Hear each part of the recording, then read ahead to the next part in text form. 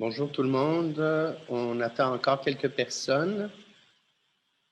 On va laisser une petite minute de délai pour laisser les gens se joindre à la table ronde, à la réunion, à la présentation d'artistes, à cette rencontre originale avec l'artiste Stéphanie Morissette autour du projet Méandre. Je vous avise tout de suite qu'on souhaite enregistrer la présentation en vue d'une diffusion ultérieure pour archivage, pour communication.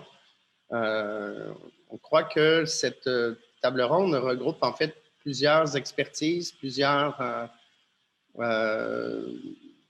intervenants différents, notamment, bien évidemment, l'artiste Stéphanie Morissette, moi-même, directeur de l'agence Topo, qui est un centre d'artistes en art numérique, Éric Desmarais, qui est le directeur de Sporobol, Patty O'Green, qui est une poétesse qui s'est jointe à l'expérience, à l'adaptation du projet pour une version web.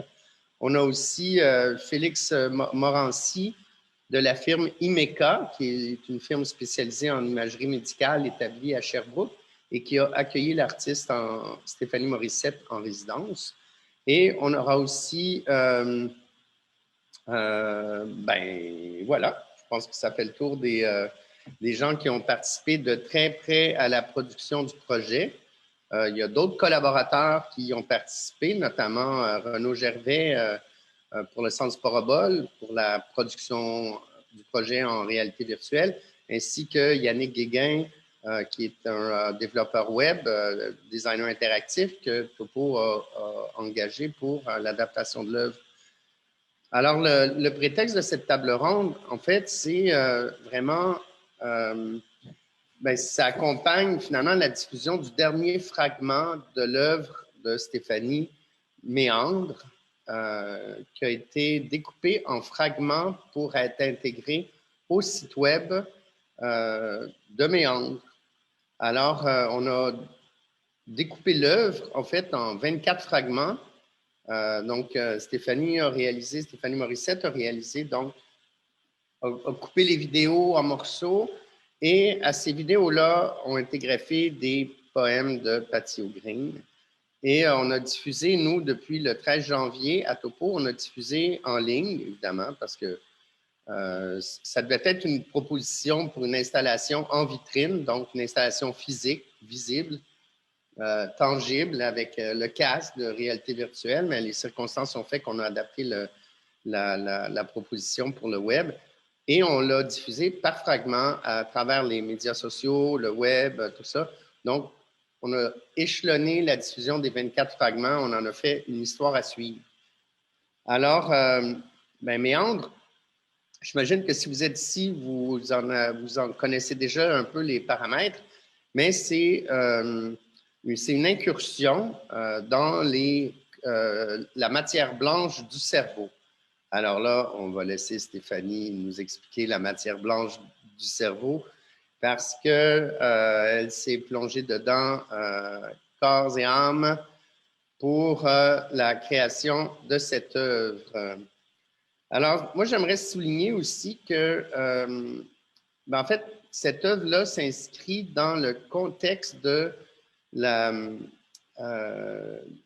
cycle de programmation que Topo a mis en place sur le thème frontières, qui a débuté en 2000, disons, dans la préhistoire, à l'époque pré-pandémique. Et on a commencé par un premier cycle qui s'intitulait Culture, langage, spiritualité, au-delà des frontières. Ensuite, en septembre, avec l'artiste Sven, et ensuite avec l'artiste Oli Sorenson, et maintenant, avec Stéphanie Morissette, on a, en fait, ces trois artistes-là font partie du cycle intitulé Remix et réseau des frontières défiées. Alors, c'est vraiment une nouvelle frontière qui est défiée, qui est celle du voyage à l'intérieur du cerveau. Alors, c'est dans ce contexte-là que on accueille cette œuvre-là. Donc, pour c'est le contexte thématique de Frontières qui permet d'accueillir cette œuvre-là. Alors, sans plus tarder, en fait, tant qu'à être dans le thème Frontières, je dirais que notre prochain cycle commence en avril autour de la géopolitique, donc avec des espaces variables de la frontière autour de la géopolitique. Donc, on change vraiment de sujet. On sort du corps humain, on sort des frontières invisibles, on sort des frontières virtuelles et on va aborder le politique. Alors, tout d'abord, merci à tous et toutes d'être présentes et je céderai la parole à Stéphanie pour expliquer plus en détail l'ensemble de la démarche de création de Méandre. Voilà. Merci Michel. Merci à tous d'être ici.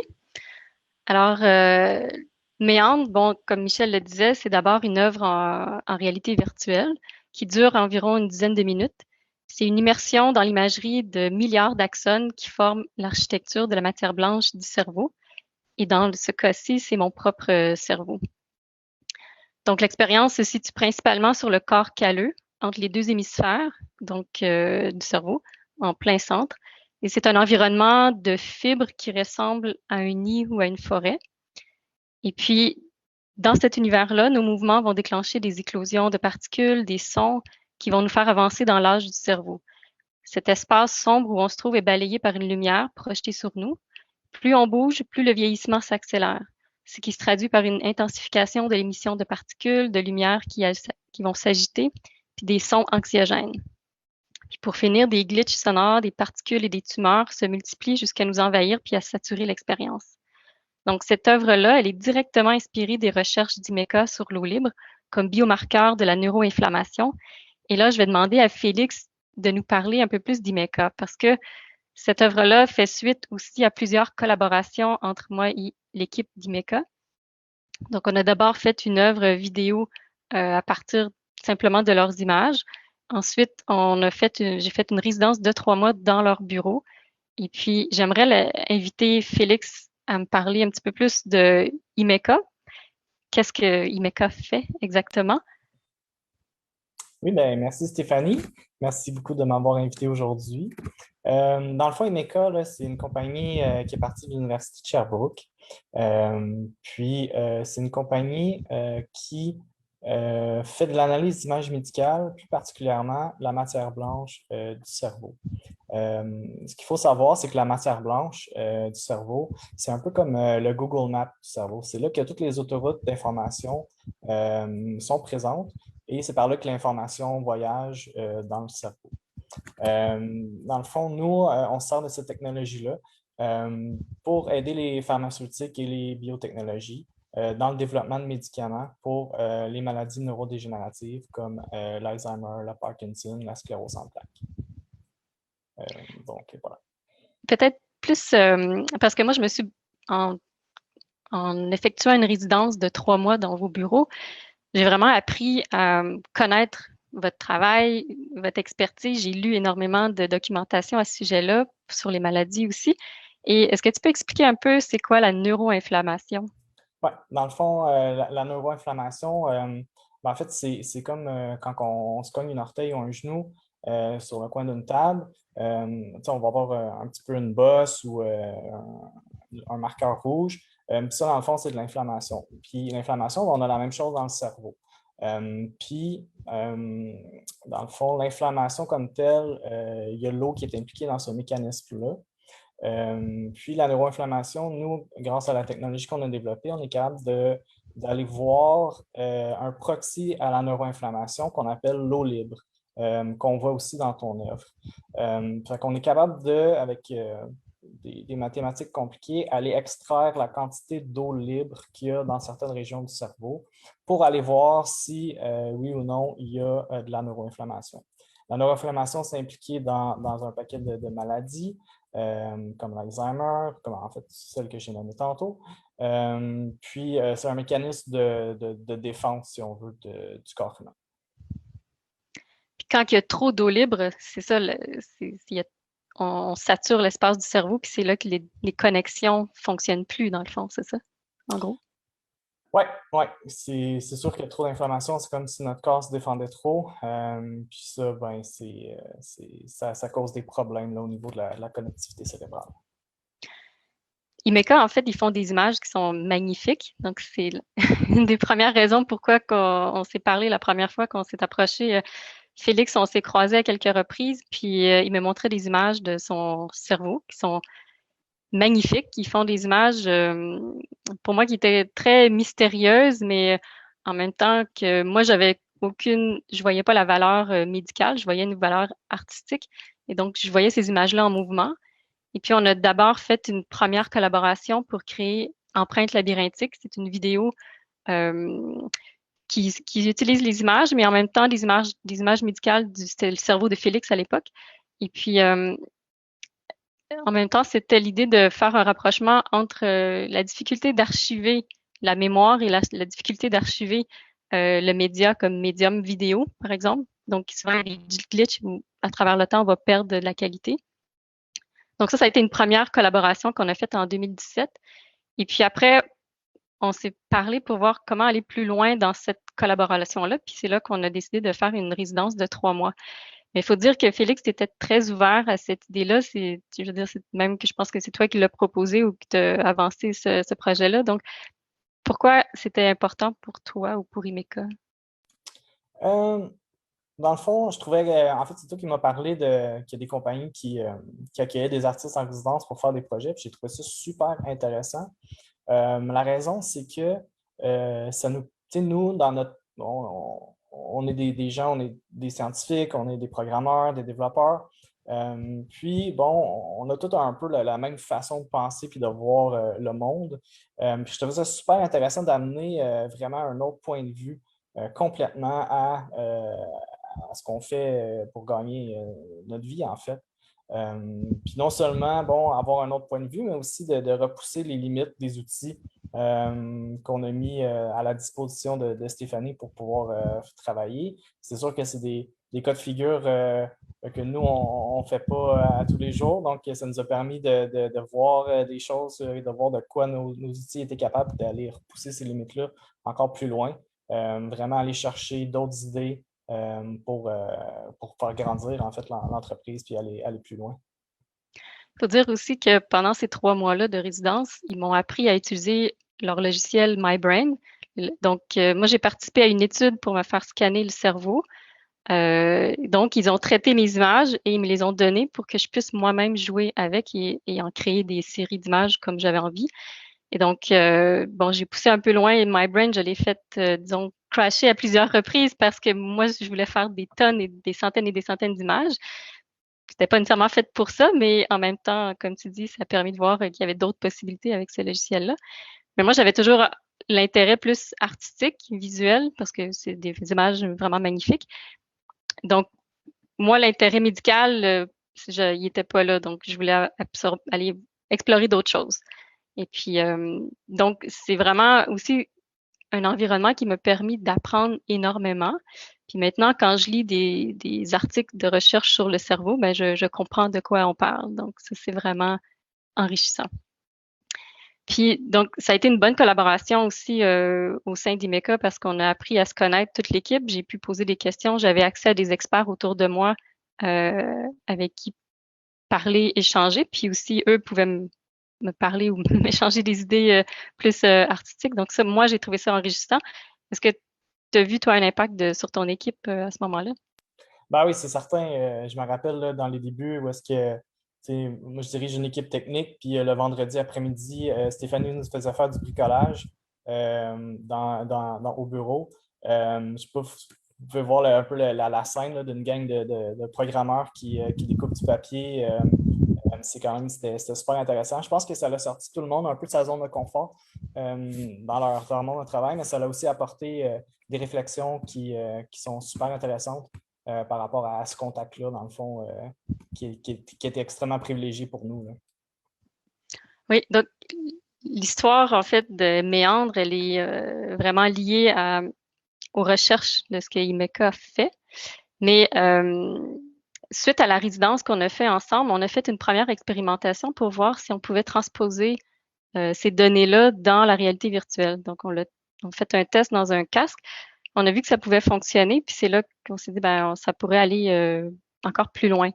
Puis là, je vais inviter Eric à parler ici de notre collaboration parce que c'est devenu une collaboration un peu tripartite. Méandre, c'est inspiré des données de Félix, de Imeka, mais on a vraiment travaillé le projet avec Sporobol. Puis entre autres, c'est parce que Sporobol ont un projet de résidence arts et sciences. Donc, j'aimerais inviter Eric à parler de ce programme-là. Oui, bien merci. Bonjour Stéphanie, salut Félix. Oui, par où commencer? Effectivement, ce projet-là, en fait, nous a tout de suite séduit parce que justement, le fait de travailler avec des données scientifiques ou même directement avec une équipe scientifique, c'était quelque chose sur lequel on travaillait depuis, je dirais, depuis quelques années, grâce surtout au programme qu'on a lancé, je pense, en 2014, qui s'appelle Interface hors sciences. Et avec ce programme-là, en fait, on a développer une série de résidences, je dirais même des processus en fait de résidence entre artistes et scientifiques, mais sur le long terme. Donc, c'est des projets souvent qui durent 1 an, des fois un peu plus, où on envoie, on match en quelque sorte des artistes et des groupes de scientifiques. Donc, on a eu l'occasion de travailler en intelligence artificielle, en biotechnologie, en astrophysique et j'en passe. Et le prochain qu'on devrait annoncer cette semaine, c'est en informatique quantique. Donc c'est des projets qui peuvent sembler un peu contre nature, en fait, parce que les objectifs des deux, les façons de travailler des deux domaines sont vraiment différents. L'artiste cherche à exprimer ou, disons, à mettre à donner une forme à un ressenti. Disons, c'est très, très grossièrement résumé, là. Mais bref, il y a une démarche artistique derrière qu'à partir de matériel, il va assembler des choses, des objets ou des propositions esthétiques, des expériences esthétiques qui vont cristalliser quelque chose, une idée, une question ou un ressenti, une émotion, etc. Et du côté des scientifiques, en fait, on cherche à développer la connaissance, à mieux comprendre des phénomènes la plupart du temps. Là, ça aussi, c'est vraiment très, très grossièrement résumé. Et les mettre ensemble, en fait, ça fait des flamèches. Et ça, c'est ce qui est le fun, autant pour les scientifiques que pour les artistes, parce que dans leur processus, il y a comme une inversion, en fait. L'artiste ne sait pas ce qu'il cherche jusqu'à temps qu'il le trouve. Et le scientifique, il cherche, il sait ce qu'il cherche, puis il cherche la façon d'y arriver, en fait. Et là c'est comme s'il y avait deux processus qui sont sensiblement pas les mêmes, sont inversés et qui ont le rapproché ensemble. Et ça, c'est intéressant, autant comme Félix l'approchait pour apporter des points de vue divergents, en fait, ouvrir la boîte, en fait, de la recherche, mais aussi pour l'artiste, en fait, de se familiariser ou même, je dirais même, d'apprendre à découvrir des phénomènes. Et ça c'est aussi, il y a bien de la valeur là-dedans. Donc, ce programme-là, ça fait plusieurs itérations qu'on fait. Et quand que Stéphanie nous a approchés pour développer ça, bien, ça nous a beaucoup intéressés parce que ça cadrait directement dans le projet. Et aussi, il y avait plein de défis techniques. C'est-à-dire que quand on a eu la première batch de données de cerveau, on a un peu paniqué parce que c'était comme juste impossible à gérer, en fait. Donc, un cerveau, c'est des milliards. C'était en fait, je ne sais pas combien de millions de vecteurs Imeka nous avait fournis dans un dataset, mais on regardait ça, puis nous, il faut générer 60 images par seconde. Donc, normalement, une visualisation, ce n'est pas 60 images par seconde. Ils vont générer une image qui va peut-être prendre 1 minute ou 2, dépendant des ordi qu'on utilise, mais nous, il fallait en générer vraiment beaucoup. Donc, on s'est vraiment penché avec Stéphanie sur techniquement comment on fait pour visualiser ces données-là. Est-ce qu'on se colle à la réalité ou pas de ton cerveau? Et est-ce que chaque fibre doit être indépendante ou est-ce qu'on fait un système qui va faire en sorte qu'on en fait un objet dans lequel ça va être plus la texture qui va donner, qui va représenter les fibres. Bref, il y avait plein de défis techniques qui fait en fait qu'on aime notre travail là, essentiellement. Donc, travailler avec Stéphanie sur ce projet-là en particulier, ça, c'était super intéressant. Donc ça, c'est comme Michel l'a dit tout à l'heure, c'est grâce à Renault. En fait, Sporobol l'a lancé, ça fait 2 ans maintenant, une espèce de division qui est plus en développement technologique. Donc, Sporobol, il ne fait pas tant de développement technologique, mais maintenant, on a un bras qui est capable d'en faire. Donc, c'est vraiment, Stéphanie est accompagnée pendant un bon bout de temps par Renaud Gervais, qui est notre développeur. Et malheureusement, on aurait aimé vraiment se coller plus sur IMECA, mais la fameuse pandémie est arrivée direct au début du projet, je vous rappelle. Et ça, c'était quelque chose, parce que tout le monde était confiné chez eux à ce moment-là. Donc, à partir de ce moment-là, disons que ça a été... on a réussi à avancer quand même en se donnant des règles assez strictes, mais disons que ça a été moins collaboratif qu'on l'aurait souhaité, mais même si ça l'a été, là, mais disons que la pandémie est venue jouer dans les cartons. On a eu le temps de faire une ou deux sessions de brainstorming, je pense, au début. Ben, en plus, pour aussi parce que moi, je connaissais déjà IMECA, la technologie, mais pas du point de vue du développeur, si tu veux. Donc, on a quand même eu le temps de faire des réunions pour que Sparabol et IMECA puissent se parler puis se comprendre aussi. Ça, c'est un peu la base qu'on a réussi à faire au départ.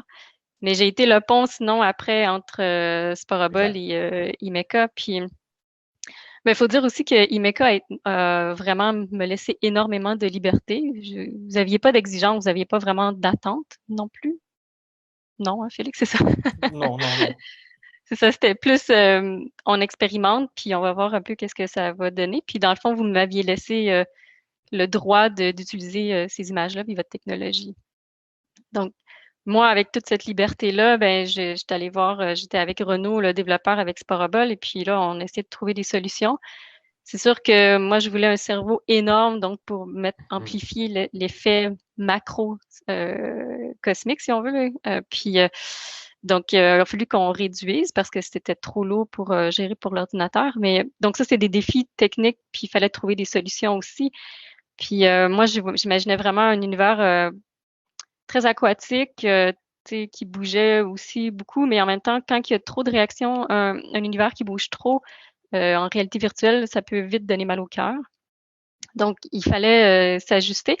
Puis aussi, ben, les particules d'eau, moi, c'est comme une solution avec Renaud qui était merveilleuse de faire comme déclencher des particules en fonction de nos mouvements. Donc, plus on dérange l'environnement, ben, plus il y a de particules qui vont saturer l'espace et là, ça va créer un effet anxiogène. Et là, on se rapprochait de ce que IMECA faisait, donc de son travail, parce que donc le vieillissement du cerveau, moi, c'est ce que j'imaginais. On fait une expérience, on y va avec. Au départ, on a un cerveau qui est propre, qui est très calme, doux, un bel environnement. Puis ensuite, plus on bouge, plus on avance dans ce dérangement-là. Et là, le cerveau vieillit et devient non fonctionnel, si on veut. C'est ça, ma ligne que j'imaginais avec le lien avec IMECA. Donc, Félix, toi, tu l'as fait l'expérience. Est-ce que tu avais comment tu as vécu cette expérience-là en lien avec ton travail, si tu veux? Extrêmement intéressant, extrêmement déroutant. Je suis pas habitué de voir les données de notre travail dans ce contexte-là, cette ambiance-là.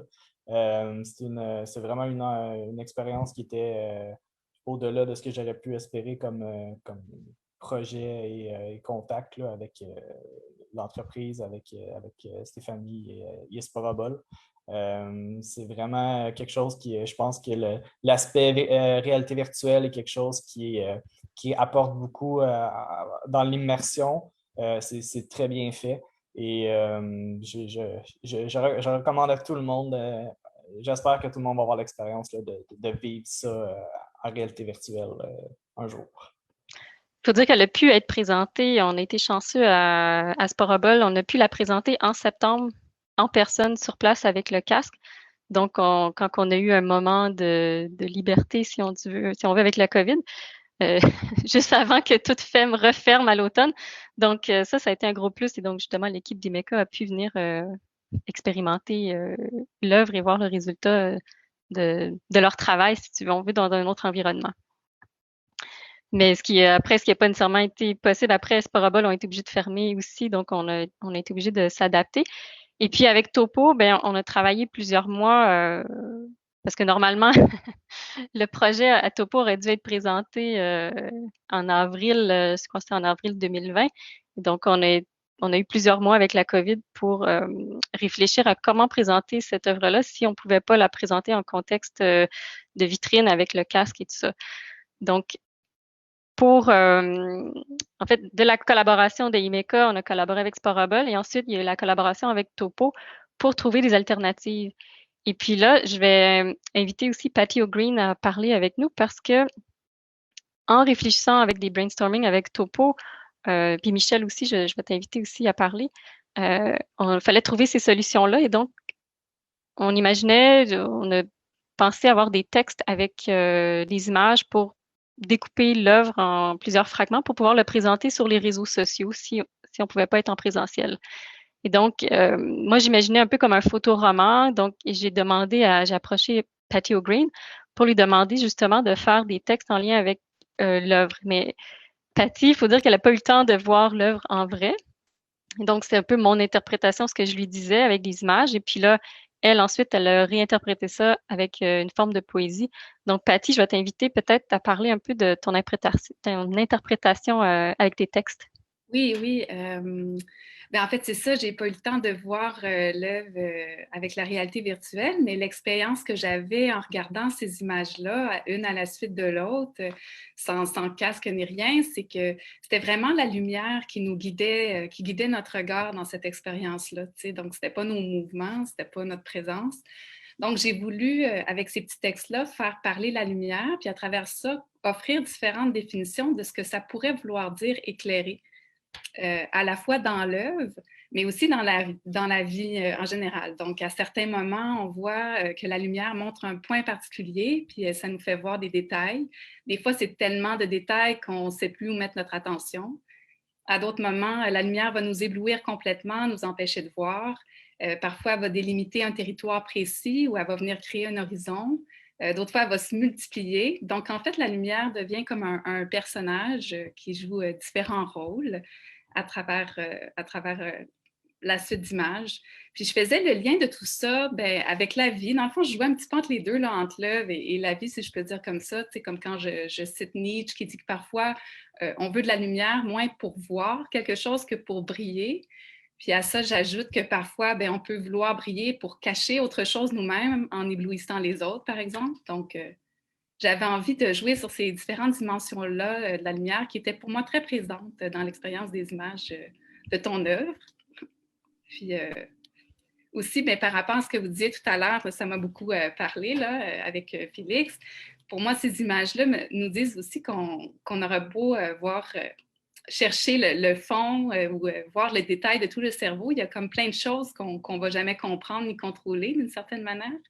Puis, je trouve que ton œuvre met l'accent sur ça parce que c'est comme on finit par s'y perdre là, dans les fameuses méandres. Donc, oui, c'est ça. C'est un peu ça que, en fait, je voulais venir souligner ça avec mes textes, l'aspect vertigineux d'oscillation qui sont propres à l'expérience de ton œuvre. Oui, mais je trouve que tu as bien traduit ça parce que dans le fond, la lumière, quand je travaillais avec Sporable, on a voulu mettre la lumière parce qu'on voulait garder un endroit sombre, un espace sombre de méandre. Parce que justement, comme Imeka, quand ils font leur recherche, tu explores des parties du cerveau, des sections, des fois tu connais pas toutes non plus. Donc, c'était un peu l'idée d'on va éclairer une chose à la fois.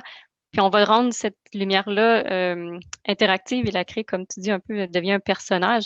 Et c'était aussi l'idée de mettre une lumière un peu comme un mirador qui surveille, comme sur le bord d'une frontière qui va surveiller. C'est comme quand on fait l'expérience, j'imaginais que nous, on est un élément dérangeant dans cet environnement-là.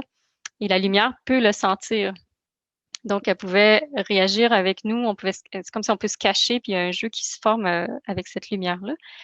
Et la lumière, ça peut aussi autant représenter l'IRM, comme le scan du cerveau. C'est une aimant qui scanne. Donc, la lumière, elle scanne un peu l'espace aussi. Donc, ça, je trouvais que c'est intéressant que tu aies pris ce point de vue-là au niveau poétique pour exprimer, en fait, ce personnage-là. Puis, j'inviterais aussi Michel à parler parce qu'on a beaucoup échangé justement pour décliner cette œuvre-là en format sur les réseaux sociaux, mais aussi après, l'idée est venue de le décliner sur un site web. En fait, l'Agence Topo est un centre d'artistes en art numérique. On produit on produit une diversité de projets, mais l'ancrage de l'organisme vient du web. Alors, ça fait presque 25 ans qu'on fait des projets web. On est né avec le web. Alors là, le contexte de pandémie, bon, un temps, on a mis nos activités d'exposition de côté.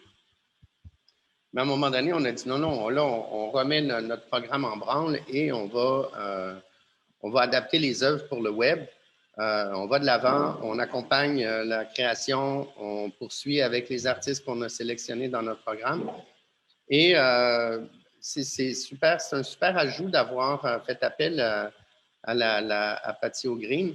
En fait, c'est intéressant parce que la poésie vient en fait, il faut dire aussi Méandre, c'est une œuvre, c'est pas seulement une œuvre de réalité virtuelle, c'est une œuvre électroacoustique. La musique est très importante et très, très prenante. Je ne connais pas vraiment, je n'ai pas le nom du compositeur ou de la compositrice sous la main, mais je pense qu'il faut vraiment lui rendre crédit. C'est très bon. C'est Dale Emerson, c'est mon conjoint. Ah bon! Ben, c'est très, très bon. Et il y a vraiment une belle intégration. Il y a vraiment un climax quand on vit l'œuvre à l'intérieur du casque. Mais là, l'idée de le découper par fragments, en fait, les fragments perdent un peu du sens. Parce que quand on est dans l'œuvre virtuelle, ben, il y a une continuité. Alors que quand on y va dans un site web, on passe d'un fragment à un autre et la poésie permet de donner une ligne narrative, c'est poche, là, mais ça donne des indices de lisibilité pour approcher chaque fragment différemment et le texte est complètement pas du tout lié à l'idée, à la thématique médicale. C'est vraiment un ajout de Paty d'avoir intégré la lumière et d'avoir intégré différentes définitions de la lumière. Alors là, à partir de là, ben, on s'est dit, ben, s'il faut jouer avec la lumière, ben, on n'a pas des vidéos tout le temps pour tous les fragments, mais on a discuté aussi avec Yannick Guéguin, qui est ici, qui participe à la présentation, à la table ronde. Et là, ben, jouer avec la lumière, ben, quand on a une photo fixe, par exemple, ben, il y a cette espèce de jeu de l'inversé, du négatif, du positif. Donc, en jouant avec le curseur, on fait changer l'image devient négative, devient positive. On a le flash de blanc, le flash de noir. On a aussi cette espèce de fluidité du texte qui bouge. Donc, l'œuvre est toujours un peu en mouvement et accompagne le mouvement lent des méandres du cerveau qui ont été filmés par Imeka. Alors, c'était intéressant. Là, nous, on a diffusé ça par fragments. Dans le fond, c'est parce que quand on diffuse, là, souvent, on a longtemps fait ça, mais là, on fait la promotion d'un site Internet de création. Nous, on a commencé à faire de l'art web au moment où il n'y avait pas autant de fournitures sur le web, il n'y avait pas autant de réseaux sociaux qui captivent l'attention de la planète. Donc, on lançait un site web, on faisait un communiqué, on en parlait, on faisait du bruit. Et après, ben, on laissait le site web en ligne. Alors là, dans l'univers actuel, ben, où est-ce qu'on doit comme répéter le message promotionnel pour rejoindre le public? Ben, on a décidé d'adopter cette approche par fragment et de diffuser l'œuvre par morceaux. Et en se disant qu'à la fin, le 23 mars, l'œuvre aurait été complétée et qu'elle serait maintenant, elle est maintenant disponible au public pour une durée indéfinie, jusqu'à ce qu'on tire la plug, soit l'artiste, soit nous. Là. Mais normalement, nous, on souhaite que ça fonctionne et ça repose quand même sur une technologie relativement stable, en fait, le HTML5, le JavaScript. Mais bon, on ne sait jamais qu'est-ce qui va arriver ensuite. Là, ce qui est intéressant aussi, ben, on a exploré, on se trouve toujours, on expérimente évidemment avec le web et ben là, on s'est dit, on va aller dans l'horizontal. là, évidemment, depuis 3 mois, ça fait plusieurs sites que je vois en défilement horizontal. C'est comme si les tendances, c'est comme un virus qui pénètre les esprits et qui fait en sorte que tout le monde l'attrape. Alors là, on a introduit ce déplacement donc horizontal des tableaux qui, je crois, se prête très bien à ce genre d'œuvre. Alors, peut-être qu'on pourrait laisser la parole à Yannick, à Yannick Guéguin, pour nous parler peut-être des enjeux techniques que tu as dû affronter pour la réalisation du projet web. Oui, bonjour. C'était au départ un projet simple, mais qui quand même s'avérait quand même complexe, puisque un site horizontal, c'est pas dans la norme quand même. Surtout au niveau du scroll, donc ça demande quand même une petite technique pour inverser en fait le site. Puis l'autre défi, au fond, c'était d'intégrer autant de vidéos sur une seule page. Donc là aussi, ça a été donc des tests, puis finalement de trouver des techniques pour déclencher les vidéos au passage de la souris.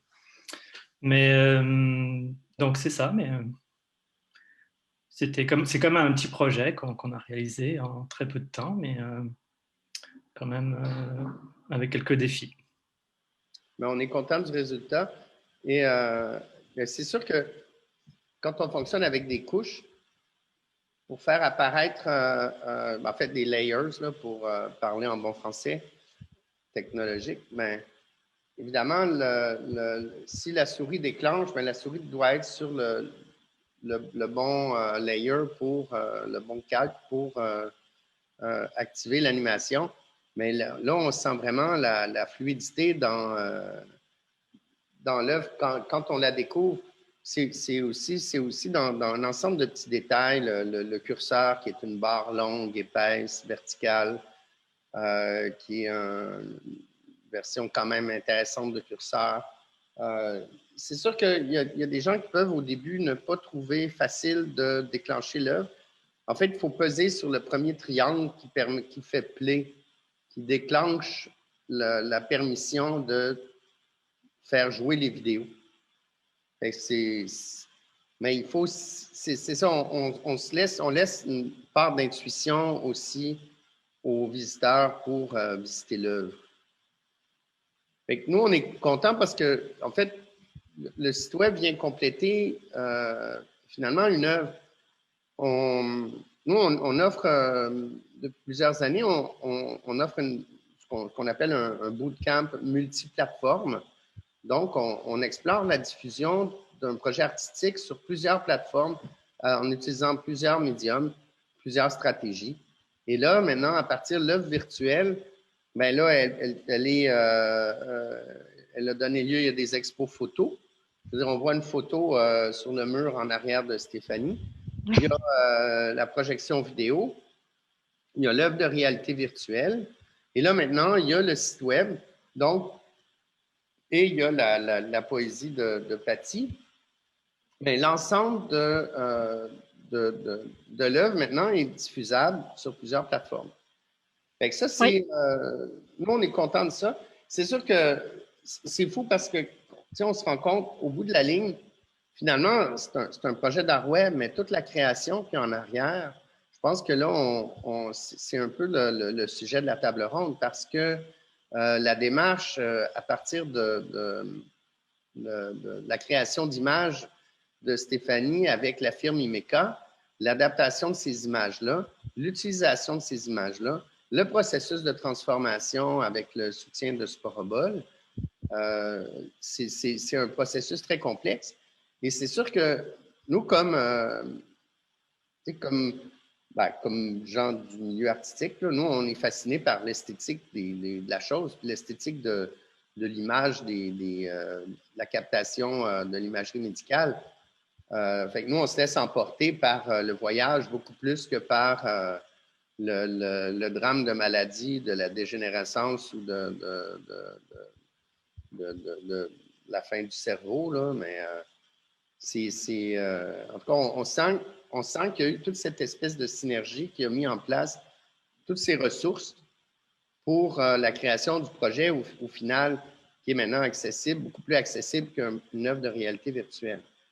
Moi, j'aimerais souligner aussi, mais évidemment, quand on parle de résidence en entreprise, bon, c'est jamais simple des histoires comme ça. Et c'est quand même, ça prend des artistes avec un esprit scientifique. Je pourrais dire pas nécessairement. Peut-être pas nécessairement, mais en tout cas, je pense que ça aide. Ça prend aussi, j'imagine, Éric Desmarais pour en parler, mais développer une approche avec une entreprise, c'est une histoire patiente.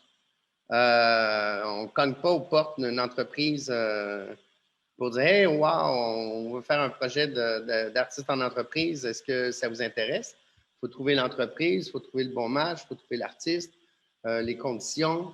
Et il y a des... ça reste un domaine expérimental de la coopération artistique à travers avec le milieu. Je veux dire, ça, c'est... Éric en a parlé un peu, là, mais je pense qu'effectivement, Éric pourrait peut-être parler du côté de votre programme Arts et Sciences, parce que je pense que vous établissez, vous, des liens avant de matcher les artistes, peut-être, avec les scientifiques. Peut-être tu peux en parler? Oui, bien, Michel, tu as raison, c'est vrai. Il n'y a rien de simple là-dedans, en fait. Puis souvent, on ne se donne pas assez le temps. Je pense que la donnée la plus importante là-dedans, c'est, tu sais, Stéphanie, ça faisait, avant même de commencer son projet, elle avait déjà fait une résidence chez IMECA. Donc, la notion du temps est essentielle parce que c'est deux domaines, deux façons de faire, deux objectifs, deux types de trails qu'on suit des objectifs différents qu'il faut finir par rapprocher. Et ça ne se fait pas de façon forcée. Ça, c'est sûr. Nous, dans nos programmes, avec les labos, en fait, mais on est du côté beaucoup plus académique qu'entreprise, mais avec le CECAM, on en a fait en entreprise qui ont plus ou moins bien marché, d'autres qui ont bien marché, mais la donnée du temps est essentielle et non seulement est essentielle, mais Félix a sorti quelque chose tantôt. Je pense qu'il ne faut pas se donner d'objectifs. C'est un peu étrange, mais il ne faut pas qu'il y ait de livrables très clairement définis parce que quand on tombe dans une idée avec un livrable, on retire, on coupe l'herbe sous le pied à une espèce de vraie collaboration. C'est-à-dire qu'en partant, si un artiste a déjà une idée arrêtée de ce qu'il va aller chercher dans un milieu, que ce soit un laboratoire de recherche ou une entreprise, bien, dans le fond, on vient de créer une hiérarchie. C'est-à-dire que le milieu va devoir répondre aux besoins de l'artiste et non vice-versa. Et ça reste très théorique et même, je dirais, utopique. Sauf que si on ne poursuit pas cette utopie-là, la collaboration est moins fertile, je dirais. Et pour arriver à faire ça, nous, une des particularités du programme Interface, en fait, c'est que non seulement il n'y a pas de livrable, mais quand on fait l'appel pour les artistes, c'est indiqué noir sur blanc qu'ils ne doivent pas nous proposer un projet. Puis que leur projet ne sera même pas considéré si c'est une idée de projet parce qu'on veut qu'il y ait une co-création le plus possible. Évidemment, il y a tout le temps une hiérarchie qui se crée. C'est-à-dire que l'artiste se poursuit un objectif ou les chercheurs vont en poursuivre un, puis l'artiste auquel l'artiste va se rattacher. Mais au moins, il faut ouvrir cette porte-là. Et il y a d'autres critères. Là, la vitesse dans un labo ou dans une entreprise, ce n'est pas celle d'un artiste. Des fois, c'est contre-productif pour l'artiste qui a besoin d'arrêter de laisser tomber la poussière puis de regarder les choses d'un autre œil, puis de passer un autre dossier à la limite pendant 2 mois, puis de dire bah, ça ne marche pas, il va être frustré. Mais en entreprise, ou en labo aussi, il y a des deadlines importants à respecter, etc. Donc, je pense que la relation que IMECA et Stéphanie ont entretenue, c'était quasiment, je pense que Stéphanie faisait partie des meubles. Là. Donc, ça, c'est hyper important. C'est vraiment important. En fait, dans le même sens que toi, Éric, on pourrait raconter, Félix, la première collaboration, c'était l'autorisation d'utiliser des images. Donc, c'était juste une collaboration. Je parlais juste avec Félix, puis on a fait une vidéo ensemble. Après, on a décidé de faire la résidence, 3 mois. Mais le seul objectif de la résidence, c'est de passer 3 mois à temps plein, 9 à 5 jours semaine, dans les bureaux d'IMECA. Et donc, comme tu disais, j'étais comme un meuble dans l'équipe, puis je leur posais des questions, mais c'est sûr que l'aspect curiosité des deux côtés, c'est un plus pour enrichir la relation. Et donc là, c'est ça, c'est une collaboration, mais qui est basée sur une relation. Puis la relation, ben, il faut la développer. Donc, on a collaboré en premier une vidéo. Après, on a été 3 mois ensemble.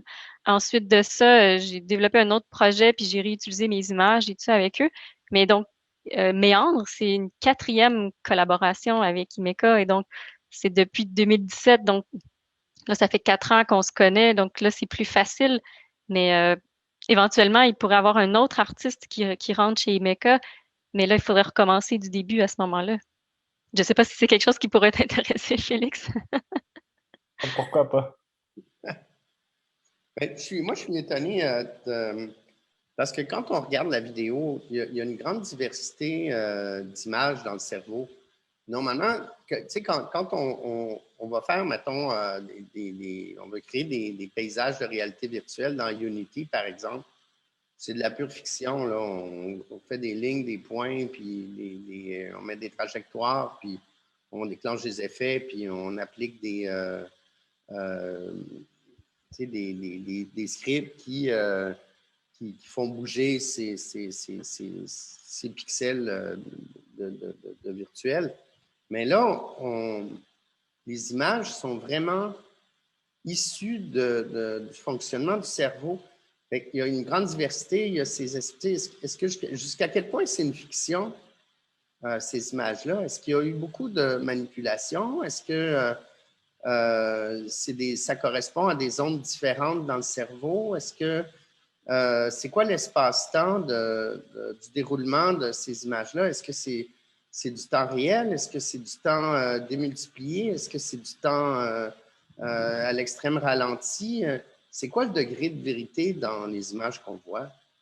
Là, tu parles toujours de Méandre, en fait. Ben, Félix, je pense que tu as reconnu le cerveau. Oui, oui, oui. C'est ça. Parce qu'on a vraiment pris les données, donc ce qu'on voit, un peu l'image qui est derrière moi, en fait, c'est ça, là, c'est le corpus callosum. On est au milieu là, du cerveau, là, au centre des 2 hémisphères. Et donc, ça, c'est le corpus callosum, ici. Oui. Mais il y a des fibres qui vont d'en avant en arrière. Est-ce que tu te rappelles comment elles s'appellent, Félix? Ben, il y a le cingulum, Je cortex pense que c'est ça. visuel.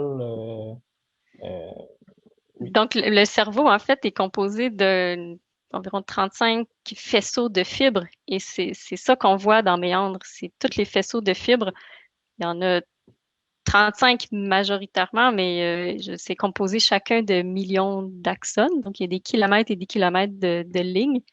Puis, Félix, peut-être que tu peux expliquer, en fait, la technologie d'Imeka, mais l'imagerie, c'est des séries de points que vous reliez en ligne. C'est un peu ça?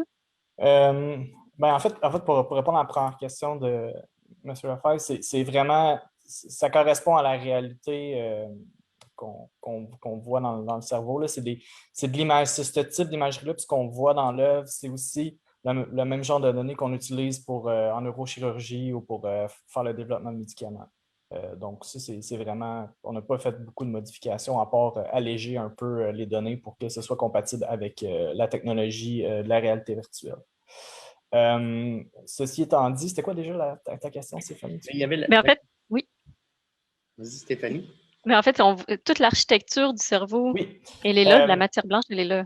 Oui, dans le fond, pour faire en très très bref, là, ce sont des images diagrammes. Ce qu'on mesure, c'est la diffusion des molécules d'eau dans le cerveau. Puis ça, c'est des images en 4 dimensions qui sortent du scanner. Puis ces images-là, nous, après, on peut faire des reconstructions à partir de modèles mathématiques qui nous permettent d'extraire non seulement les fibres qu'il y a comme dans l'œuvre Méandre, mais aussi des cartes qui nous permettent d'avoir certaines informations sur l'intégrité de la matière blanche du cerveau. Puis au niveau du temps, ça se passe est-ce que c'est ralenti par x 10, multiplié par 10, x 100, x 1000, fois... Je pense que, Michel, il n'y a pas cette relation de temps-là. Quand ils prennent un snapshot, eux autres, en fait. Quand ils font un IRM, c'est comme un snapshot. Puis, là, dans le fond, nous, on a comme. Puis, je te dirais même que c'est super intéressant, les données brutes. Là, les fois qu'on s'est assis avec IMECA, il y a quand il dit 4 dimensions, c'est que, dans le fond, la représentation qu'ils en font, il manque des couleurs, là, parce que les autres, ils vont tous classer ça en différentes couleurs pour donner toutes sortes d'informations. Et les données brutes, c'est des vecteurs. C'est des points avec des flèches dessus, puis différents types de représentations. Et ça, nous autres, ça nous a comme marqué. On a fait, OK, attends un peu là, ça veut dire que si on recule en arrière dans l'IRM, vous avez une série de points avec des flèches, des directions, puis un paquet d'autres informations. C'est même pas des fils.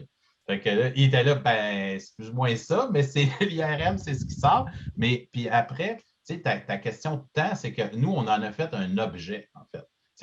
Puis c'est une remarque un petit peu à côté, mais c'est assez intéressant, c'est que Stéphanie, ce qui nous a marqué, c'était assez différent son approche de création avec d'autres artistes qui ont vraiment une pratique, je dirais, régulière en art numérique. Là.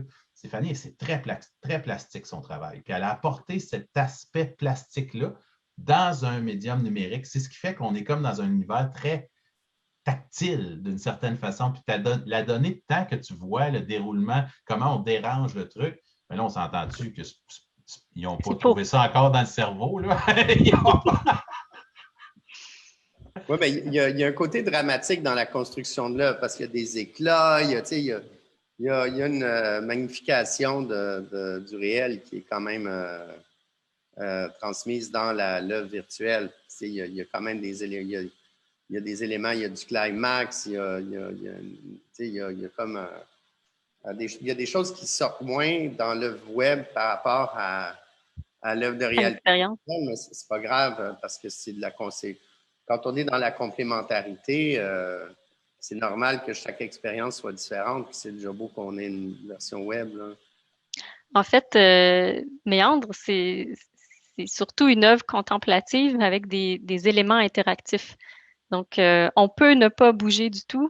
L'expérience va durer peut-être une dizaine de minutes parce que les éléments vont se déclencher, qui vont avancer le temps, si on veut, vont se passer. Mais si quelqu'un bouge beaucoup, ben, l'expérience va peut-être durer 4 ou 5 minutes à ce moment-là. Il va arriver plus vite à la fin. Mais je me rappelle avec Renaud, on voulait essayer de créer des effets ou toucher les fibres puis les déplacer ou les faire réagir. Et là, ça, c'était plus complexe parce que là, le cerveau, c'est comme tout ce qu'on avait, c'est les données, c'était un pain pris ensemble. On ne pouvait pas euh, prendre les fibres, chaque ligne, si on veut, individuellement. Il ne pouvait pas réagir individuellement. Donc là, ça aurait beaucoup plus de recherche pour pouvoir les rendre plus individuels. Mais donc là, on est resté avec les faisceaux de fibres de IMECA et le cerveau, l'architecture au complet qui réagit tout ensemble. Dans le cas, j'ai fait, en préparation de la conférence, j'ai fait un petit test d'adaptation.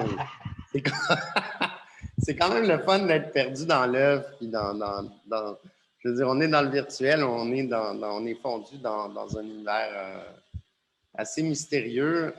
C'est vraiment une nouvelle frontière qui est explorée à travers ces technologies-là. Et j'ai une autre question aussi pour IMECA, en fait, parce que vous avez dit, Félix Morancy, ben nous, on est des développeurs. Mais là, est-ce que vous êtes des chercheurs issus de la faculté des sciences médicales de l'Université de Sherbrooke ou vous êtes des développeurs issus de la programmation et qui avaient identifié un marché spécifique?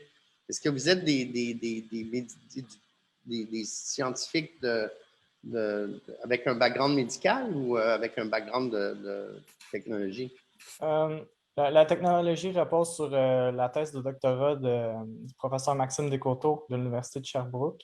La plupart des gens dans l'entreprise du côté technique ont un background en sciences, en informatique, principalement en analyse d'images, puis aussi en intelligence artificielle.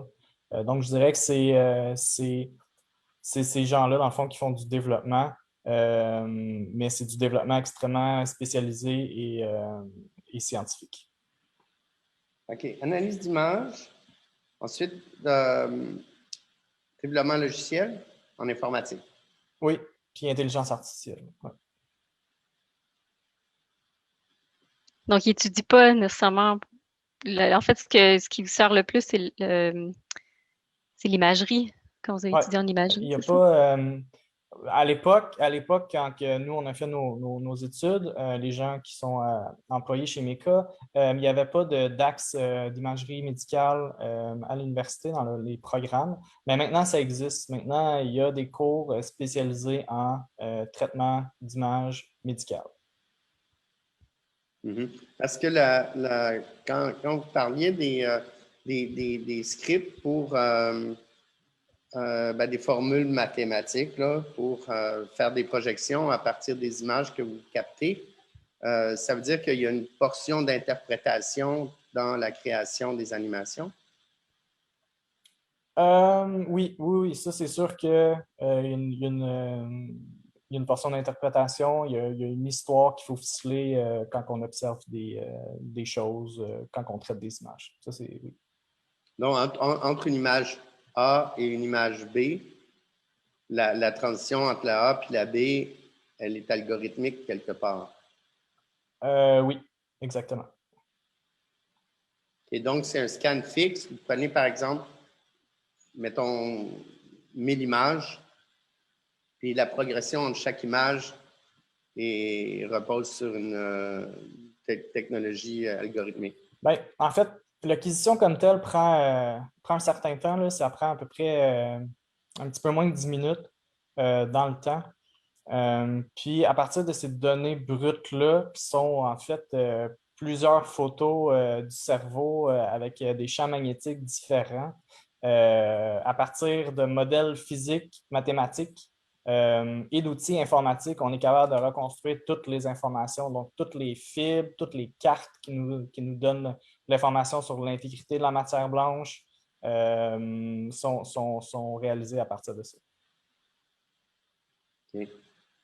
Là, mais Stéphanie, est-ce que ça te donne des idées pour des projets futurs? Moi, je suis une personne très curieuse, donc c'est sûr que IMECA, je veux dire, il offre énormément de possibilités. Il y a plein de choses à savoir encore, à connaître. Puis en plus, il travaille avec des chercheurs comme Maxime Descoteaux puis Pierre-Marc Jodoin, donc qui offrent encore plus de possibilités de recherche et de projets. Donc moi, ma tête, elle tourne tout le temps, là. Il y a toujours des idées derrière qui avancent. Ouais. Oui, il faudra aller voir ce qui se passe dans ton cerveau pour. Oui. Ben, on l'a vu, mais bon, c'est une interprétation abstraite, disons, de ce qui se passe. Bon. Ben, est-ce qu'on a d'autres. Est-ce qu'il y a des gens qui souhaitent poser des questions? Je pourrais dire, entre autres, merci. En fait, je pourrais dire que la relation avec IMECA, elle a été très simple, très facile aussi parce que c'était une petite équipe. Donc, je pouvais avoir un contact direct avec eux. Si ça avait été une plus grosse compagnie, ça aurait peut-être été plus compliqué, mais il faut d'abord, s'il y a d'autres personnes qui veulent faire ce genre d'expérience-là, c'est de trouver une personne avec qui parler en premier, puis que cette personne-là devienne un peu comme le porte-parole à l'intérieur de l'entreprise. C'est ce que Félix a fait, dans le fond, parce que Félix, tu pourrais peut-être en parler aussi, mais je pense qu'il a fallu que tu parles aussi aux autres directeurs. Je veux dire, t'étais pas tout seul là-dedans. Il a fallu que tu les convainques un peu, peut-être. Ben oui, c'est sûr que quand tu es une jeune pousse comme nous, puis l'idée de t'amener ça au board d'acquérir une artiste, ça sort un peu du cadre de l'entreprise. Ça a été reçu comme correct, il y a un petit peu de résistance, mais ça s'est quand même bien passé. Puis après discussion, finalement, on a convaincu tout le monde d'embarquer dans l'équipe. Puis comme Stéphanie, comme tu disais, j'ai joué un peu le rôle d'amener un peu tout le monde par rapport à ce projet-là, puis de faire le lien là, entre l'artiste et l'entreprise pour que tout le monde y trouve son compte au final. Oui, puis une étape aussi qui a été, je pense, importante dès le départ, quand je suis arrivée en résidence, c'est chaque membre de l'équipe a présenté c'était quoi son travail, c'est quoi qu'il faisait au sein d'IMECA, puis moi aussi, j'ai présenté mon travail. Donc, déjà, on a brisé la glace, on a appris à se connaître Puis après, j'étais dans les locaux avec eux, donc là, c'était plus facile parce que là, j'avais une idée de ce qu'ils faisaient, eux avaient une idée de ce que je faisais, puis là, on pouvait commencer à parler, à échanger. J'aimerais inviter, est-ce qu'il y a des gens qui ont des questions? Je pense que le chat est actif. Question pour toi, ou Imeka. Est-ce que les recherches du Galant Lab sont envisageables à Montréal pour faire de la reconstitution visuelle? Est-ce que Félix a dit quelque chose, Galant Lab? Ouais. Ou Sven, peut-être que tu voudrais prendre la parole si tu veux poser ta question en vrai. Moi, ça me dit rien, je suis désolé. Bonjour. Est-ce que vous m'entendez? Oui. Oui. Déjà, Stéphanie, bravo. Puis merci beaucoup, bravo à toute l'équipe. Oui, en fait, je posais la question parce qu'il y a une dizaine d'années, il y a eu des recherches, donc le fameux Galant Lab à l'université de Berkeley.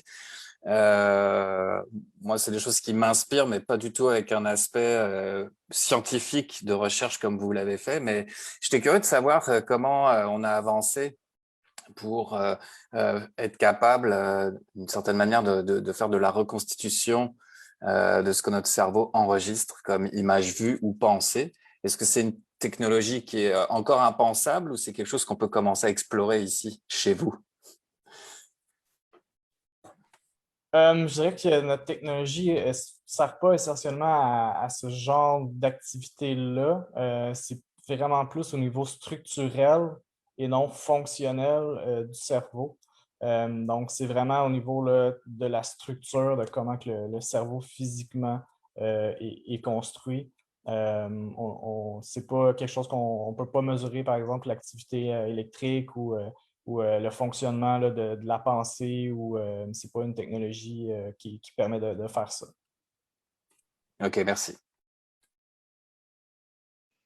Il y a une autre question ici dans le chat, je pense que c'est Yannick Guéguen. En fait, est-ce que la réalité virtuelle pourrait être disponible sur un store? Oui, on pourrait poser la question à Éric Desmarais. Oui, on y travaille. Ça fait 3 fois qu'on fait notre demande pour ouvrir un compte sur Steam. Mais bref, on a plusieurs projets de réalité virtuelle qui devraient s'y retrouver éventuellement. Mais c'est vraiment pas simple, en fait. Je ne sais pas pourquoi que c'est pas simple comme ça. Mais bref, oui, ça va. Dans les prochaines semaines, on devrait y arriver. Ça va être. Puis il faut que je m'entende avec Stéphanie, là, parce que c'est pas simple. Hein, ni avec le Steam Store, ni avec les artistes, là, combien de temps, comme après ça, on charge comment, l'entretien, etc. Mais ça, Stéphanie, elle va nous servir de cobaye là, pour établir des normes là-dessus qui sont bonnes pour tout le monde. Oui, parce que d'ailleurs, comme c'est la même chose avec l'œuvre web aussi, donc c'est des œuvres qui sont pas physiques. Alors là, moi, en fait, c'est comme si je n'ai pas l'œuvre physique avec moi. Donc, il faut que je parle avec Topo, il faut que je parle avec Eric. Donc, c'est vraiment un travail de coproduction qu'on a fait. Et aussi, entretenir cette technologie-là aussi dans le temps, ça, c'est hors de mon contrôle et de mon expertise. Oui, ouais, surtout sur un store comme celui-là. Ça soulève toutes sortes de questions, hein, parce que c'est pas juste l'entretien, c'est l'appareillage pour y avoir accès aussi. Est-ce qu'on en fait une version écran qu'on pourrait, comme dans les jeux vidéo, par exemple, tourner comme la souris, etc. C'est plein de choses qu'il faut qu'on discute pour l'accessibilité. Puis pour travailler sur d'autres projets qui utilisent justement des moteurs de jeux vidéo, la distribution, il y a tout un réseau ultra milliardaire, en fait, de millions de personnes qui fréquentent ces milieux-là. Mais notre milieu, le milieu artistique, ils ne fréquentent pas du tout. Donc, c'est comme si on les amenait, il fallait les amener sur tout un réseau, en fait, qu'ils ne connaissent pas du tout, où ils n'ont pas de compte, etc. Souvent, les machines qu'ils possèdent sont même pas capables de rouler les trucs. Fait que c'est comme si c'était une question qui nous habite depuis des mois. Là. Comment on fait pour monter cette marche-là, en fait, pour rendre les projets accessibles en grande qualité, mais que notre clientèle, ou pas clientèle, c'est pas le bon mot, ceux qui aiment voir, qui veulent voir les projets et qui puissent les voir. Là. C'est vraiment. Mais à ce moment-là, ça devient aussi une autre plateforme pour rejoindre un type complètement différent de public. Oui, c'est ça. Exactement. La diffusion des projets de réalité virtuelle, c'est un enjeu. Là. C'est clair, surtout si nous, on a appuyé, on en a créé, on On a appuyé la création, on a fait un truc collectif, on a fait 4 projets de réalité virtuelle. On les a diffusés quand même un peu en festival. On a plusieurs casques, mais tout ça, c'est tout à l'arrêt, là. Mais sinon, il y a quand même des fenêtres de diffusion qui s'ouvrent ici et là pour la réalité virtuelle, là. On va bien revenir à un monde un peu plus normalisé, avec des façons de faire qui vont sécuriser tout le monde au niveau de la santé. Puis, ben nous, comme organisation artistique, notre objectif, c'est d'aller vers l'avant, poursuivre dans la création artistique. Et on est moins comme lié à une finalité absolue de rentabilité commerciale. Donc, on est quand même un peu affranchi de cette réalité-là, même si on veut que nos œuvres soient vues, que nos œuvres soient communiquées, que nos œuvres soient disponibles. Mais c'est ça, il y a quand même de l'expérimentation, comme l'a dit Éric, au niveau de la question des droits, des permissions, de la compatibilité, de l'acceptation des plateformes, passer les épreuves de test des diffuseurs de VR. C'est toutes des données que finalement, là, tu crées ton projet, ça va bien, puis là, après, oups, tu restes pris dans tous les enjeux de la diffusion d'une œuvre numérique. C'est un peu la même chose aussi avec le livre numérique. On est en train, nous d'ailleurs, à Topo, on a mis sur pied un gros forum de réflexion autour du livre numérique et du futur de l'édition numérique. Et une des choses qui est vraiment importante, bien évidemment, c'est la pluralité des plateformes, la compatibilité, la diffusion, la découvrabilité, la pérennité, la distribution de l'œuvre. Alors, c'est tous des enjeux qui sont aussi propres, qui concernent aussi la réalité virtuelle, là. D'ailleurs, j'en profite pour dire que notre prochain forum autour du forum Mutation autour du livre numérique aura lieu jeudi et le thème sera autour du livre audio et de la balado, qui sont 2 médiums très courus pour très populaires pour les projets narratifs et pour enfants, pour adultes, de fiction, documentaire, d'actualité. Et c'est aussi un secteur qui est confronté à des enjeux de distribution assez impressionnants, avec une diversité de plateformes. Puis la réalité virtuelle, ça fait vraiment partie du même... ça affronte le même problème, en fait, là. C'est la même situation. Il y a beaucoup de parallèles, là. Mais voilà, est-ce que Stéphanie, tu veux nous offrir un mot de la fin? Oui, je voudrais dire merci à tout le monde, en fait, à Imeka, Félix, à Sparabol, Eric, avec Patty, Yannick, Michel de Topo, toutes les équipes, en fait, de travail. J'ai beaucoup apprécié collaborer avec vous, établir des relations. Puis c'est vraiment enrichissant pour un artiste de faire ce type de travail-là, parce que vraiment, ça me permet d'aller développer, moi, mon expertise, mais d'aller chercher d'autres expertises que j'ai pas et de comprendre un autre milieu, comprendre d'autres langages, même si je vais pas nécessairement les maîtriser, je vais les comprendre et je vais mieux voguer, si on veut, dans travers ces différents outils-là. C'est vraiment, moi, je souhaite à tous les artistes de pouvoir faire ça. Puis moi, j'apprécie le fait de pouvoir coproduire avec d'autres personnes des œuvres d'art. Moi, je travaille en équipe, j'adore ça. Alors, merci à tout le monde. Merci à toutes les équipes. Bravo. Yeah! Merci Stéphanie, merci Félix Morancy, merci Éric Desmarais. En fait, oui, merci Patty aussi de ta présence. Merci Yannick, Sven, Gilles Prince qui était là aussi.